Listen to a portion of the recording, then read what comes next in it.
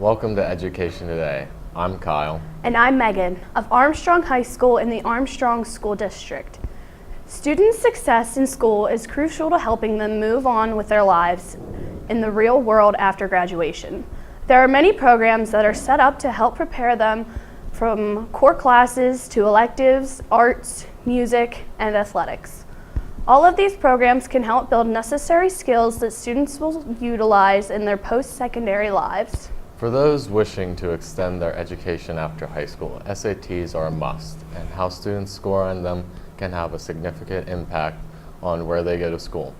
To talk more about this tonight, we will have one of our district's guidance counselors in to talk about it. Say that. Welcome to Education Today. Thank you. Please tell us briefly about yourself, your role with the district, and how long you've been working here. Well, I've been a counselor in the district now for 9 years. That's hard to believe. So I'm here at Armstrong High School. I used to be at Katanning Senior High. I work with students in grades 9 through 12, along with Mrs. Giacone and Mr. Zablocki. Let's start with just identifying what options are available after graduation. Oh my, many. I think a lot of times there's kind of the misconception that college is the only goal that we have for you as you go through school. Certainly college is an option, probably the most highly discussed option.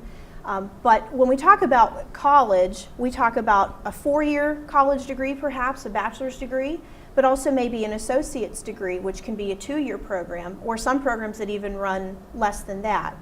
So when we're looking at those options, it sort of depends on what the students' intentions are, what the plan is, and then we're looking at what's the best route to achieve that.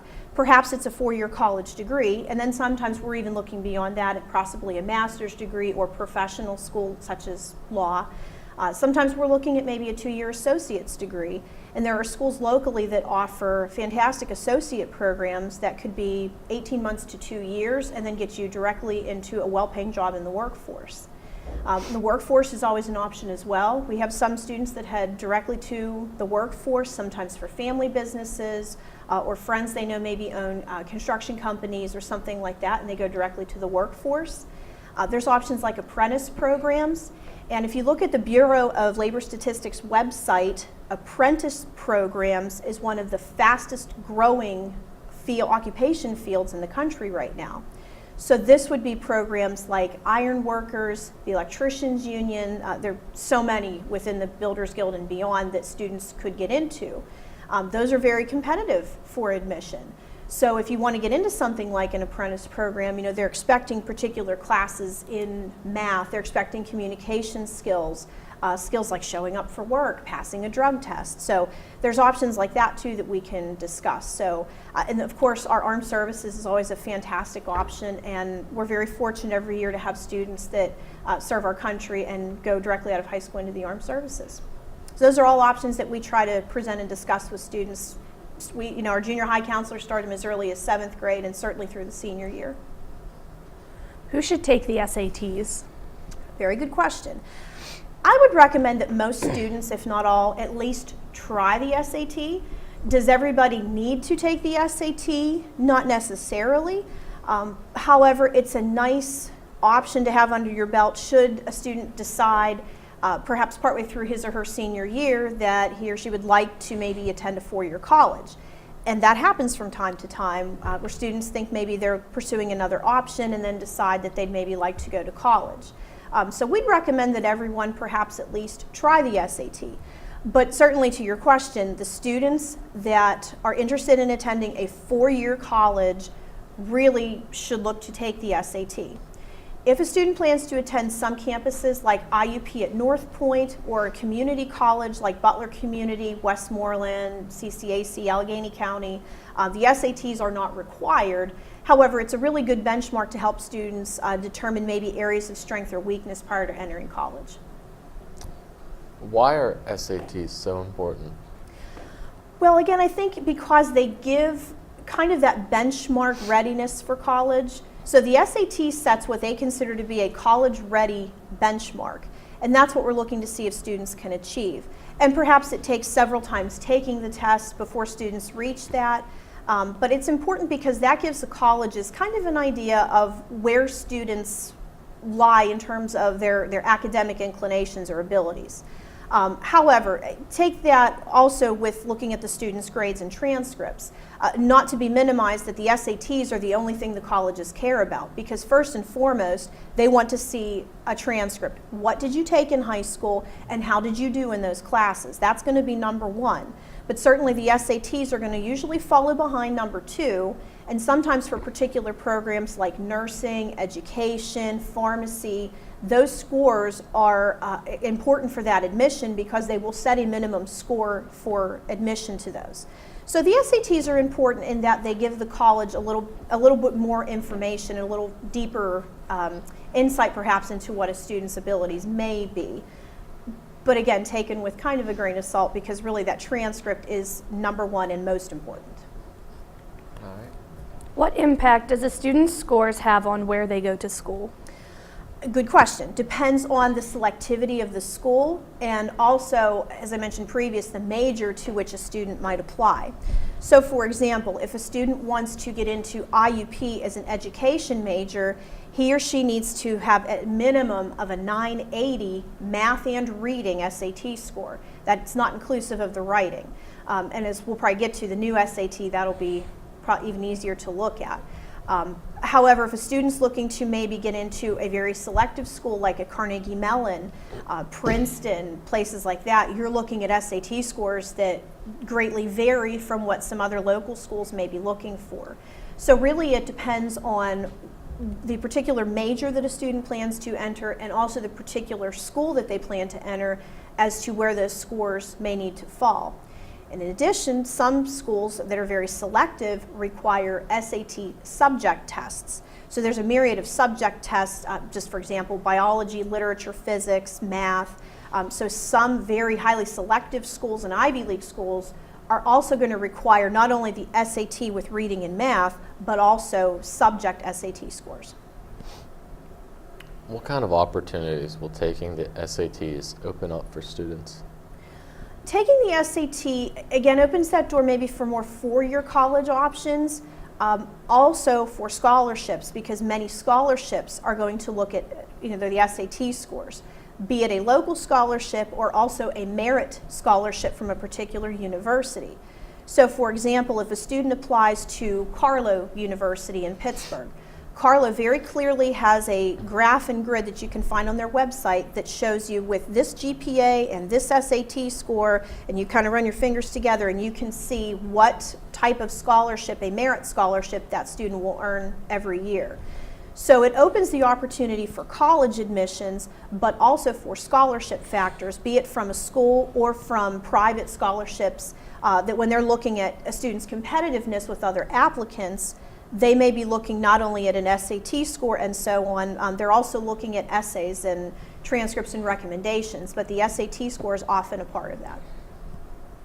When and where do these exams typically take place? The exams are offered through the year, usually starting in October. So there'll be a test in October and then usually each month through June of the school year. So usually July and August are the off months for the SAT. There are a lot of schools that offer the SAT. Schools do not have to. They can request to be a testing center. That's something that we started last year to try to have for Armstrong. So Mr. Zablocki is still working to try to get Armstrong as a test center again. But many local schools have offered them, like Highlands, Freeport, Kiski area, Burrell. Butler is usually a popular option for students in our area. So when these are offered on a Saturday morning, students will find usually the closest local high school at which to go take the SAT. But it's offered several times through the year. Something that's important to note is that they have registration deadline dates, so it's important to be very vigilant of those dates. When should students start preparing? Very good question. I would say as early as you can, as early as into 9th grade. But I would say, particularly going into the junior year, is really a critical time for preparation. As you know, we've had students in the Armstrong School District, all students in grades 10 and 11 the past 2 years have taken the PSAT. So that's the practice exam to help students prepare and kind of understand what to expect on the SAT and how to prepare for that. So hopefully in the 10th and 11th grade year, they're starting some of that preparation, but particularly into the junior year, we get a little push here with the juniors on trying to make sure they prepare.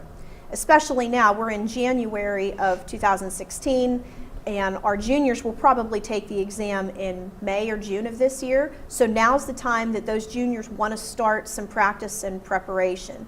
And just a few minutes a day can be good enough to try to really help boost their scores. What do we do at the school level to help prepare them for the SATs? Good question. A lot of our teachers integrate SAT questions or practices into their lessons. I know, for example, some of our math teachers will post the SAT question of the day, which is something that students can have text message to them every day now.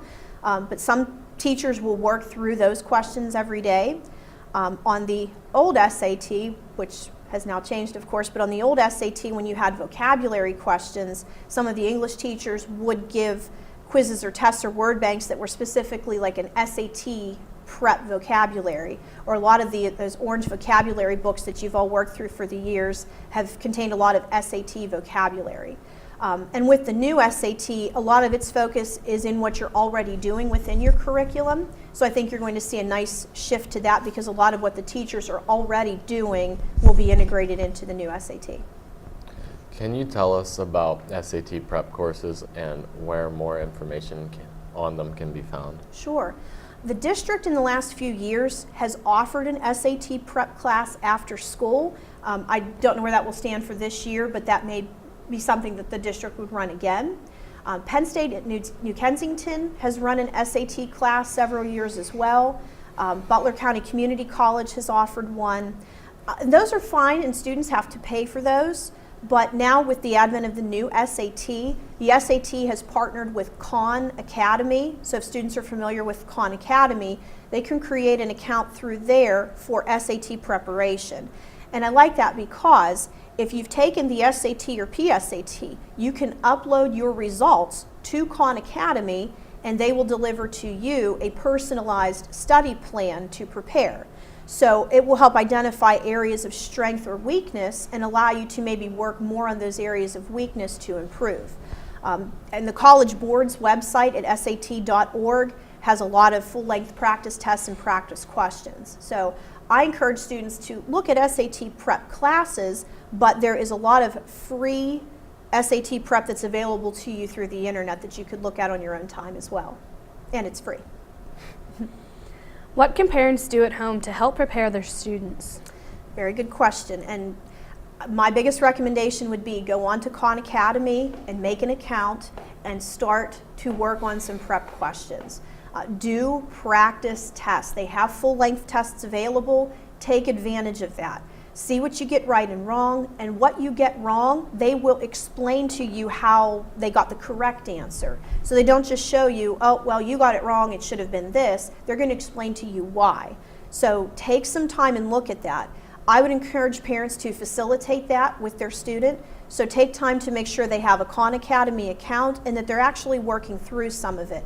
Again, it might be 10 or 15 minutes a day, could be more than enough maybe to get some kids really prepared. I always tell students you would never, the football team would never take the field without practicing. The marching band would never take the field if Mr. Vineski hadn't felt they were ready to do that. Don't walk into an SAT the same way. Don't walk in unprepared and cold. You're not going to do as well as you can. And I think too there's kind of that psychological factor that you walk in feeling prepared. Same as you would an exam in high school, right? You want to walk in feeling, I've exhausted my efforts, I've studied as much as I can. You can't study for the SAT. We never know what exactly they're going to throw at you, but all you can do is practice to be prepared. So practice, do not go in cold to the SAT. Go in practicing. I think you'll feel more confident, which will come through in your performance, and of course it's going to help you to do better on the questions. What guidelines should students follow to ensure that they are as prepared as possible? Just that, practice. That's all you can really do. Again, you can't study for it, so practice as much as you can. And I'm sure that if a student went through a practice test or questions and was unsure, and even if looking at the explanation, aren't sure of exactly how they got an answer, take it to a teacher that you know and trust, because I'm sure that a teacher, for example, a math problem, I'm sure the math teachers would be more than happy to help a student work through a problem to understand how they got the solution. So again, you may not see that exact problem on the SAT, but you may see one that's almost exactly the same, maybe just different numbers or different positives and negatives in a place. So take time to practice it, and if you're really unsure, reach out to some teachers and see if they would be willing, and I'm sure they would, to sit down and work through problems as well with students. Okay, we are going to take a short break and then be back with more of Armstrong School District's Education Today. Stick around. Success. We see it every day. Hundreds of majors and programs, bachelor's degrees to PhDs, small classes, internationally known faculty who are committed to your success. Real-world experiences to guide you on your career and life path. An alumni network 120,000 strong. I'm IUP President Mike Driscoll. Visit us.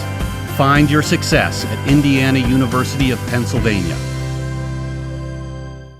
We're back with Armstrong School District's Education Today. Tonight we're talking with Ms. Corin Linkus about preparing for the SATs and changes that have recently been made. What should students expect when they show up at a test center to take the SATs? Very good question.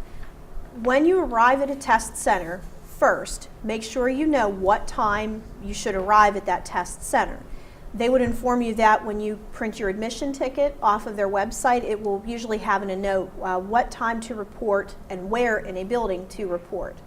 Students should be prepared to have their SAT admission ticket and a photo ID.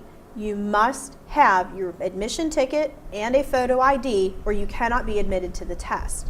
And we have had students have this problem. They have shown up with one or the other, but not both, and they cannot be admitted.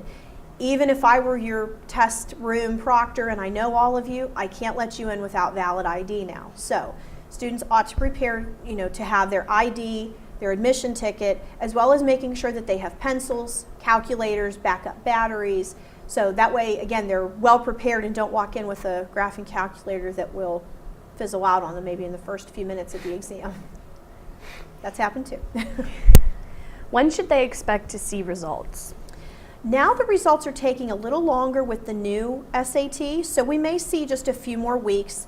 I think once the new SAT kind of gains some ground and really gets rolling, I think that we'll see the results come in a little sooner. Right now it's usually about 3 to 4 weeks that the results are available online, so I expect it's going to be anywhere from probably 4 to 5 weeks for a while, and then again that'll probably go back to about a 3-week time frame once all the kinks have worked out with the new SAT. Many students take these tests more than once. What kind of restrictions, if any, are in place for the number of times they can be taken? None really. I don't think it's wise to take them too many times, because I think at some point you hit the peak and then student scores tend to decline. So most of the time, about 3 times typically seems to be suitable. And most colleges do something what they call super scoring. So super scoring is a practice where regardless of how many times you've taken them, they will pick your highest reading score and your highest math score from whichever times and put them together to give you the highest possible cumulative score. Now some schools like Penn State, for example, won't do that. Penn State looks at which exam was your highest score, and that's the one that they'll take. But you may take it again and get a higher reading score but the same math score. So most schools will kind of cherry pick your highest ones and super score them together to give you the highest possible score. Is it really beneficial to take these tests more than once or twice? I would say 2 to 3 times is usually suitable. I've had students take them upwards of like 6 times in the past, but we haven't seen great gains when taken that many times. In fact, again, they tend to decline at some point. So usually 2 to 3, sometimes 4 if really needed. But again, most schools will, super score those. So if you've taken it 2 or 3 times and you can pick from those highest scores, usually that's suitable. If you do take them more than once, how do prospective schools look at them?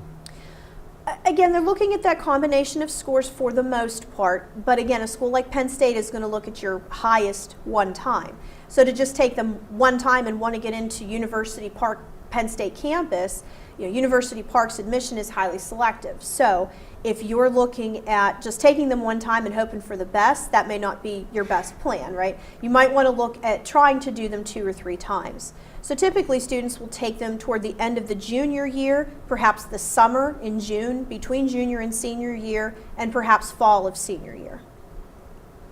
I understand that there have been some changes made to the SATs. Can you tell us about some of those? Yes, the SATs made some rather sizable changes in the last year. So this January of 2016 will be the first redesigned SAT administration. So some of what they changed first would be in the math section.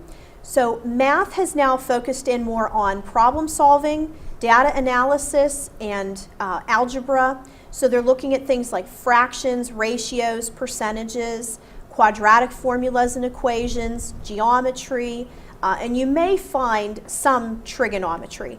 And don't panic, that wouldn't say a student who hasn't taken trigonometry should not take the SAT, but there may be some trig elements on that. For some students, we find that they haven't had geometry though for a long time. Maybe they had it in 8th grade and now they're taking it in 11th grade, they're taking the SAT. So that's an area usually that students need to brush up on.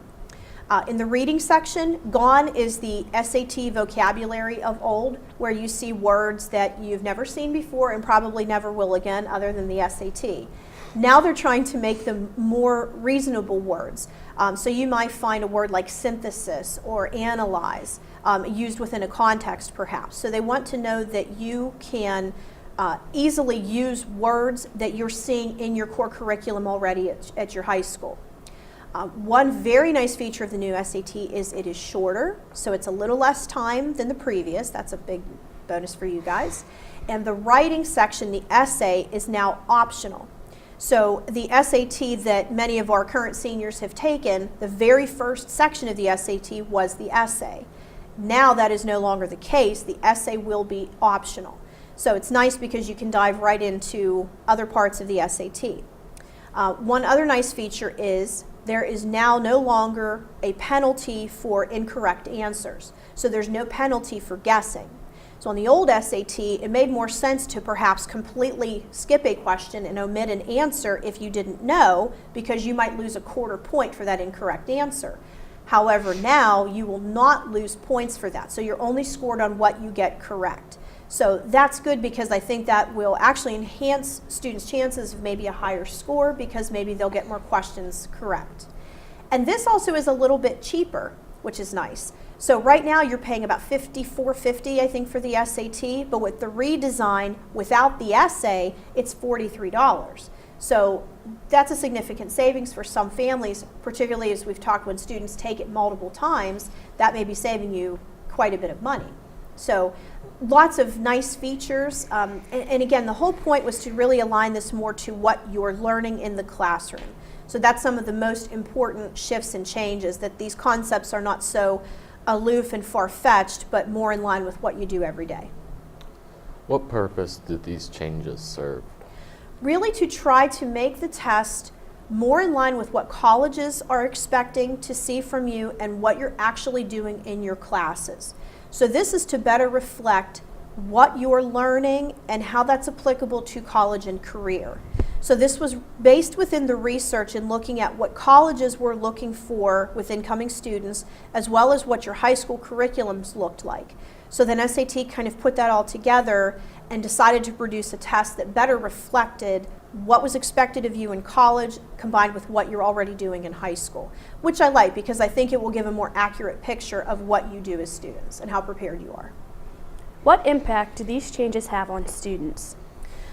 Wonderful impacts, I think. I think it's to the benefit of students that now you won't be penalized for incorrect answers, that you have less time now to sit and take the SAT. Because let's face it, if you've sat through the SAT, it's a long Saturday morning, right? So if that can be shortened up a little bit, I think that will improve students' focus on the test. I think knowing that you won't be penalized if an answer is wrong might give students a little more confidence to try a question that they may be, a little more leery of. And I think that when students prepare for the SAT, it will make a little more sense because what they're looking at should be very much in line with what they're learning in their classrooms. Why were these changes put into place this year? Again, to better reflect that research that they're finding between the college and high school readiness and kind of bridging that gap. But additionally, College Board looked at students across the country who met what they considered to be the college benchmark, which across the reading, writing, and math, so all three subtests, was a 1550.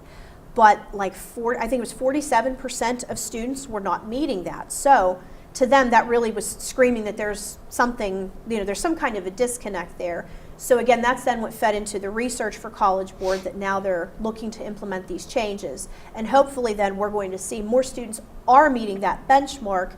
We just weren't figuring it out the right way, perhaps. So I hope that's what we'll see as this rolls out, but we haven't seen any results from it yet, so I'm anxious to see that as we go through the next year. For students who want more information on the SATs, where and who should they contact? The SAT website is the best place to start. That's sat.org. Certainly they can see us in the guidance office. Any of the counselors would be happy to discuss this with students or parents, review the registration process, the preparation process. And again, if they're looking at practice, we would encourage them to go to Khan Academy's website and look there too for the free preparation. And the counselors will be visiting soon with juniors in particular to make sure that our juniors are registering for a spring test if they so choose, and that we can answer any questions that they may have as we head into the testing time this year. Are there any other changes to the SATs you'd like to mention? No, one of the biggest changes though I think was nice, other than some of the curriculum changes and some of the testing questions, is the partnership with SAT and Khan Academy. And I like that, and again, I sound like a commercial, I'm not, but I like the fact that you can upload your results to their website and get a personalized study plan, and this is all free. So it's nice because anything that you guys can get as students to your benefit that is free is something I will be a commercial for, because I don't want you to spend money where you don't need. So if students will just take the time to make the account on Khan Academy and utilize the resources there, to me that's been one of the biggest bonuses of some of the redesigned efforts. Is there anything else you'd like to add for the benefit of our viewers? As we've talked a lot about post-secondary planning this evening, my biggest plug I'd like to make is to make sure that students and parents take time to meet with guidance counselors, make an appointment to see us sometime, whether it's during parent-teacher conferences or sometime during the day. There's nothing more important than if we can collaborate with a student and the student's family to ensure that we're all on the same page as to what goal we have post-high school, how we can get there, how we can best plan and prepare for it. So we really encourage parents as well to talk to us, communicate with us, so that we can all be involved together and work as a team to ensure a really smooth transition to whatever post-secondary option a student chooses. Well, that's our show for tonight. I'd like to thank our guest, Mrs. Corin Linkus, a guidance counselor in the Armstrong School District, for coming to talk to us. I'd also like to thank our student film crew of Armstrong High School, led by teacher Mr. Josh Miklos. Please join us again next week for another look at the Armstrong School District. DVD copies of this and all Education Today programming can be requested by contacting Chris Curatano at Armstrong Junior Senior High School. Visit our website for updated news and information about the district. Have a great week.